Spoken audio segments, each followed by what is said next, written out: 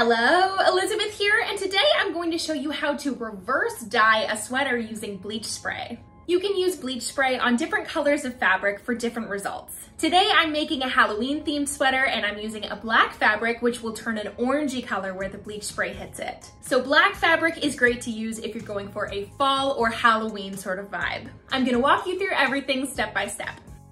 I started with these wooden bat cutouts I got on Amazon. You can find links to these and the other products I'm using in the description of this video. These are meant to be hanging ornaments, so they have a small hole in the top of them for the strings they came with. I used a small piece of washi tape on each cutout to cover up that hole because I'm going to be spraying the bleach on top of the cutouts and I don't want the bleach to go into that hole. But I do want it to go into the cutouts of the eyes, so I'm making sure not to cover those with the tape. For my bleach solution, I mixed equal parts Clorox and water. I bought an empty spray bottle specifically for this bleach that I won't be using for anything else. Next, I laid out a large piece of cardboard outside on my back porch. For this project, I used a black crew neck sweater that's made of 100% cotton, and I laid the sweater out flat on the piece of cardboard. Then I arranged my wooden bat cutouts all over the sweater. It's best if you can do this outside on a sunny day, partly because of the mess and the bleach fumes, but also because the direct sunlight will help the bleaching process along. Once I was happy with the layout of my bats, I was ready to spray the bleach solution over the sweater. Depending on how tight or how loose you screw the nozzle on the spray bottle, you'll get a more concentrated shot or a more dissipated mist of the bleach spray. I started by spraying more concentrated shots all over the sweater for bright splattered lines, and then changed it to a softer mist to cover the bats and make sure they were fully outlined with the bleach so that their shape would be really visible on the sweater. You can do this with any shapes or patterns you like, and the clothing will stay its original color wherever you've placed the cutouts, because the wood blocks the bleach from the fabric. I should have been wearing gloves for this part because I definitely got it on my skin, so don't do what I did.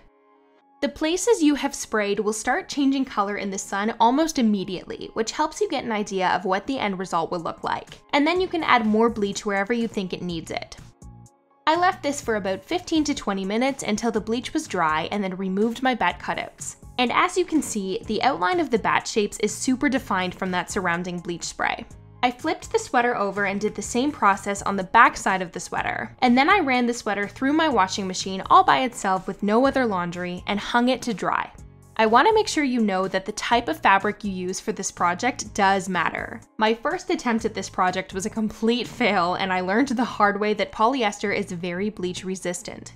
I did the same exact process on a polyester sweater and it didn't lighten even a little bit. It looks as good as new, like the bleach never touched it. The sweater I ended up using is 100% cotton, which responds much better to bleach. I have my sweater linked in the description of this video if you'd like to get the same one. But just make sure whatever sweater you're using is made out of a fabric that will respond well to bleach, which you should be able to verify with a quick Google search. And here is the final result. Once I had the proper fabric to work with, this turned out exactly how I pictured. I'm super happy with the way the bat outlines look, and it was such a fun and easy technique to do. This is perfect for Halloween, but there are so many other cool possibilities, and I'd love to try this out with other patterns and colors. So let me know in the comments if there's anything specific you want to see a video of. I hope you found this tutorial helpful, and if you enjoyed this video, I would love for you to subscribe to my channel and leave a comment letting me know what sort of projects you'd like to see in the future. See you later!